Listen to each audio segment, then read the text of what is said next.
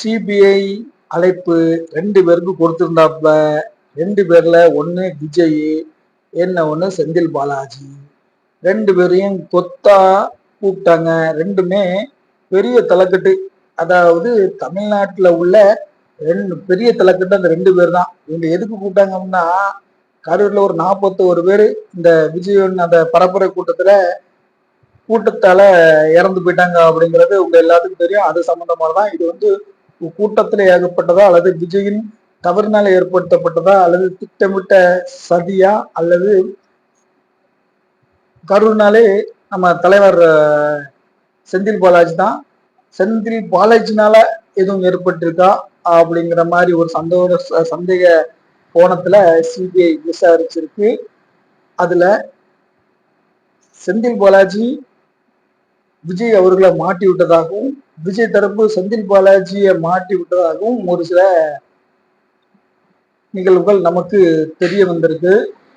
விஜய்கிட்ட என்ன கேள்வி கேட்டாங்க, விஜய் என்ன பதில் சொன்னாப்ல அப்படிங்கிறதையும், நம்ம தலைமை செந்தில் பாலாஜிட்டு என்ன கேள்வி கேட்டாங்க, என்ன பதில சொன்னாப்ல, செந்தில் பாலாஜி அவர்கள் என்ன பதில் சொன்னாரு, செந்தில் பாலாஜி அவர்கள் மீது வர்றதுக்கான டவுட்டுகள் என்ன அப்படிங்கிறத இந்த வீடியோவில் நம்ம விரைவாகவும் விரிவாகவும் பார்த்துருவோம். 2 பேர் தலைவர் விஜய் முதல்ல போயிட்டாப்ல. விஜய் போயிட்டு வந்துட்டு ஒரு நாள்ல முடியும், இன்னொரு நாள்லயே முடியும் அப்படிங்கிற மாதிரி சுச்சுவேஷன் இருந்த விஜய் அவர்கள் போயிட்டு வந்து சந்தோஷத்துல எப்பா நான் தப்பிச்சிட்டப்பா அப்படின்ட்டு பப்ளிக் ஒரு கையெல்லாம் காட்டி ஆச்சு வெற்றி வெற்றி வெற்றி வெற்றி வெற்றி எனக்கு வெற்றி அப்படிங்கிற மாதிரி கார் டோரெல்லாம் கலந்து அப்படியே ரசிகர்களுக்கு டெல்லியில இப்படிதான் வந்தாங்க தெரியல விஜய்க்குன்ற ரசிகர்கள் அவர்களுக்கு கையை ஆட்டி அவர் அப்படியே நாமளா ஒன்றும் பயப்படலப்பா சிபிஐக்கு அப்படிங்கிற மாதிரி சீனை போட்டு போயிட்டாப்ல. அடுத்து நம்மளுடைய செந்தில் பாலாஜி அவர்கள் அவரு போகும்போது அப்படி சிரிச்ச முகத்துல வீரப்பா தான் போனாப்ல. கூடயே காதல் கிசுகிசு மன்னன் இப்போ சமூகமா திமுகவில் ஒரு கிசுகிசுக்கு பேர் போனவரா இருந்தாரு. நம்ம நாம் தமிழர் கட்சியில இருந்து பிரிஞ்சு வந்த ராஜீவ்காந்தி அவர்களும் விமான நிலையத்துக்கு வரைக்கும் போனாங்க. கூட போனதா கேள்வி. அதுல போட்டோ கிட்ட கொடுக்கும்போது மட்டும் பேட்டிலாம் நிறைய கொடுத்துருக்கப்ப இப்ப நான் மட்டுமாப்பா போனேன் அந்த மருத்துவமனைக்கு அந்த கருத்து ஏற்பட நடக்கும்போது எல்லாரும் தான் போனாங்க. என்னைய மட்டும் ஏன் டெல்லி சிபிஐ கூடுது அப்படின்னு எனக்கு தெரியல அப்படிங்கிற மாதிரி இவர் ஒரு பேட்டியை கொடுத்துட்டு டெல்லிக்கு சிரிச்ச முகத்தோட தான் எனக்கெல்லாம் ஒன்றும் பயம் இல்லப்பா அப்படின்னா போயிருக்காப்புல. ஆனா போன இடத்துல என்ன நடந்துச்சுன்னு தெரியல. கிடுக்குப்பிடி கேள்வி கேட்டாங்களா அல்லது தலைவன்கிட்ட வார்த்தையை போட்டு உண்மையை வாங்கிட்டாங்களா அப்படின்ட்டு நமக்கு தெரியல. தலைவர் வரும்போது இறுகிய முகத்தோடும் ஒரு பயம் கலந்த முகத்தோடும் கரூர் சிங்கம் நம்மளுடைய செந்தில் பாலாஜி அவர்கள் ஒரு கவலை தொழிந்த முகத்துடன் வந்தார் என்பது செய்தி. சரி, செந்தில் பாலாஜி அவரிடம் கேட்கப்பட்ட கேள்வி என்ன, செந்தில் பாலாஜி விஜய் மீது என்ன குற்றத்தை சொன்னார் அப்படிங்கிறத நம்ம பார்த்துடலாம். முதல்ல இதுக்கெல்லாம் காரணம் நானே கிடையாதுப்பா, எனக்கு எதுக்கு சம்பந்தம் கிடையாது, எல்லாரும் ஆஸ்பத்திரிக்கு போன போது நானும் ஆஸ்பத்திரிக்கு போனேன், என்னைய மட்டும் கூட்டிட்டீங்களே அப்படின்னு ஒரு முகம் பார்க்காதர. இதுக்கெல்லாம் காரணம் விஜய் தான். கரெக்டான டைமுக்கு வந்திருந்தா ஒரு பிரச்சனை நடந்திருக்காது. அதே மாதிரி தண்ணி கரெக்டா கொடுத்திருந்தா எந்த பிரச்சனையும் வந்திருக்காது.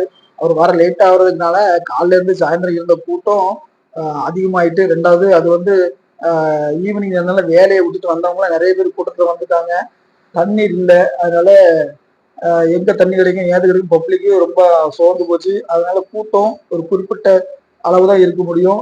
அதுவே ஃபுல்லா ஓவர் ஃப்ளோ ஆனதுல திரும்ப விஜயோட வண்டி உள்ள வர்றதால கூட்டம் ஓவர் ஃப்ளோ ஆகி அது விபத்தா மாட்டு அப்படின்ட்டு இதுக்கு முழுக்க காரணம் விஜய் தான் அப்படின்ட்டு ஒரே போடா நம்மளுடைய செந்தில் பாலாஜி அவர்கள் போட்டுட்டதா அப்படிங்கிறது டெல்லியிலிருந்து நமக்கு கிடைத்த சோர்ஸுகள். விஜய் மேல இந்த விஜய் தான் காரணம், எனக்கு எதுக்கு சம்பந்தம் கிடையாதாப்பா அப்படின்ட்டு சொன்னிருக்காப்ல. சரியப்பா, உனக்கும் இந்த கரு சம்பவத்துக்கும் சம்பவம் கிடையாது அப்படின்னா என்னுடைய ஆதரவாளர்கள் நிறைய பேர் அங்க இருந்திருக்காங்க, அங்க இருந்து உங்களுக்கு பல தகவல்கள் கொடுத்ததுக்கான ஆதாரங்கள் எங்கிட்ட சிக்கியிருக்கு அப்படின்ட்டு டெல்லி சிபிஐ கேட்டதாகவும் அதற்கான காரணத்தை நம்மளுடைய தலைவர் செந்தில் பாலாஜி அவர்கள் சொன்னதாகவும் சொல்லப்படுகிறது. அடுத்து முக்கியமான சாட்சியாக அந்த சம்பவம் நடந்த இடத்துக்கு பக்கத்துல இருந்த கடைக்காரர்கள், வியாபாரிகள், அப்புறம் டாக்டர்கள், அங்க இருந்த காவல்துறை அதிகாரிகள் அவர்களுடைய வாக்குமூலங்கள், அவர்களுடைய அந்த குற்றச்சாட்டுகள், அவர்கள் சொன்ன அந்த கருத்துக்கள், காரணம் எப்படி நினைச்சு அது சொன்னதுல உங்களுடைய பேர் கொஞ்சம் டவுட்ல வருது அப்படிங்கிற மாதிரி சொல்றாங்க. குறிப்பாக கடையில் வேலை பார்க்கும் ஊழியர்கள் அந்த சம்பவம் நடக்கும்போது பக்கத்துல கடையில கடையில இருந்த வியாபாரிகள், செந்தில் பாலாஜியின் ஆதரவான ஆட்கள் நிறைய பேர் இங்க சுற்றி இருந்ததாகவும் அவங்க மூலமாக பல தகவல்கள் உடனுக்குடன் செந்தில் பாலாஜிக்கு தெரியப்படுத்தப்பட்டதுங்கிறதும் அது ஒரு தகவலா இருந்து வியாபாரி மூலமும் கிடைச்சிருக்கு. அதுக்கப்புறம் ஆம்புலன்ஸுக்கு இவ்வளவு குயிக்கா வர வச்சது யாரு? இந்த ஆம்புலன்ஸ்க்கான பேமெண்ட் நீங்க தான் கொடுத்ததா சொல்றாங்களே அப்படின்னு கேட்டதுக்கு, இதுக்கு எனக்கு சம்பந்தம் கிடையாது, நான் எந்த ஒரு ஆம்புலன்ஸ் பேமெண்ட்டையும் நான் கொடுக்கவில்லை, இது தவறான குற்றச்சாட்டு அப்படின்ட்டு தலைவர் சொல்லிருக்காப்ல. சில வீடியோ கிளிப்ஸ்ல காட்டி இல்ல உங்களுடைய ஆதரவாளர்கள் இருக்கிறதுக்கான வாய்ப்புகள் இருக்கு அப்படிங்கிற மாதிரியும் கேட்டிருக்காப்ல.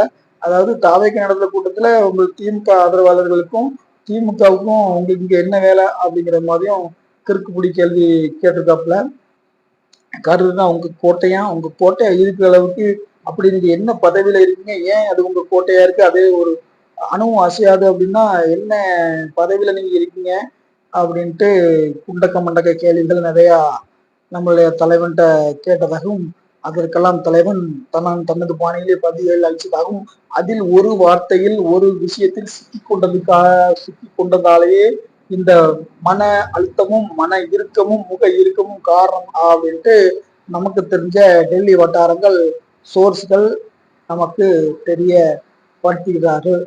மொத்தத்தில் இந்த சம்பவத்தில் உங்களுக்கு பங்கு இருக்கா இல்லையா என்பதை டெல்லி சிபிஐ தீர விசாரித்து பதிலளிக்கும் அப்படின்ட்டு ஒரு பாயிண்ட போட்டிருக்காப்லையா. போகும்போது விசாரணைக்கு போன ஆளு ஓஹோ நம்ம குற்றவாளியா மாறிட்டோமோ அப்படிங்கிறதுனால மன இறுக்கத்துல எங்க அண்ணன் செந்தில் பாலாஜி அவர்கள் வந்ததா கேள்வி.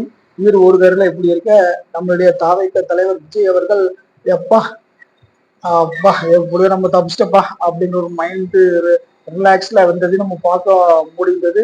இதுதான் ரெண்டு பேருக்குள்ள வித்தியாசம்.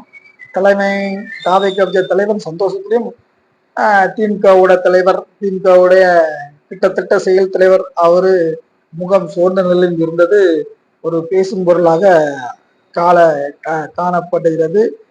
முக்கியமான கேள்வி, மருத்துவமனைக்கு நீங்க நோயாளிகள் வர்றதுக்குமே நீங்க போய் அங்க அவங்கள வரவேற்கிறதுக்கு நிற்கிறீங்க. அதாவது அந்த முன்னாடியே நீங்க நிற்கிற அளவுக்கு உங்களுக்கு முன்னக்கூட்டியே இந்த சம்பவம் நடக்கும்போது தெரிஞ்சுதான் போய் நின்னீங்களோ, அல்லது சம்பவம் நடந்துட்டு அப்படின்ட்டு உடனே உங்களுக்கு அங்க இருந்து உங்களை ஆதரவாளர்கள் அது உங்க சோர்ஸ் யாரும் உங்களுக்கு சொன்னாங்களா, அல்லது அதை இது சம்பவம் நடக்குதா நடக்க போகுதா அப்படின்னு கண்காணிக்கிறதுக்கான ஏதோ ஒரு டீம் நீங்க ரெடி பண்ணி வச்சிங்களா அப்படின்ட்டு எங்கள் தலைவரை திமுகவின் இரும்பு கோட்டை இரும்பு தோல் கரூர் சிங்கத்தை ரொம்ப கேள்வி கேட்டுருக்காங்கப்பா. ஏதோ ஒரு விஷயத்துல தலைவன் சிக்கிட்டான்னு நினைக்கிறேன். வருங்கிற காலங்கள்ல நமக்கு தெரியும். திமுக என்னவோ தலைவா நீங்க போயிட்டு வாங்க தலைவா நம்ம பார்த்துக்கிறோம் அப்படின்னு ரொம்ப கான்பிடன்ட்ல கொடுத்தனாலதான் தலைவர் போகும்போது நல்லா உன்னை கூட முகமலிச்சோட எங்க தலைவன் போயிருக்காப்புல. வரும்போது அந்த மகிழ்ச்சியும் இல்லை, அந்த புன்னகையும் இல்லை, கபலை கைந்த தோய்ந்த முகத்தோட வந்தாப்புல. ஓகே பார்ப்போம் என்ன என்ன நடக்க போகுது அப்படின்ட்டு. வருங்காலங்கள்ல இந்த விசாரணையின் அடிப்படையில் என்ன யாரு குற்றவாளி, என்ன நடந்தது, எப்படி நடந்தது, இயற்கையாக நடந்தது அல்லது திட்டமிட்ட சதியா அப்படிங்கிறது நமக்கு தெரிய வந்துடும். இதுதான் இந்திய நம்மளுடைய அரசியல் நிகழ்வு. மீண்டும் ஒரு அரசியல் நிகழ்வுல அடுத்த வீடியோல உங்க சந்திக்கும். நம்ம சேனல்ல எப்படின்னா நீங்க புதுசு அப்படின்னா கண்டிப்பா நம்ம சேனலுக்கு நீங்க சப்போர்ட் பண்ணுங்க, ஆதரவுங்க. மீண்டும் அடுத்த வீடியோல உங்களுக்கு சந்திக்கிறோம். நன்றி, வணக்கம்.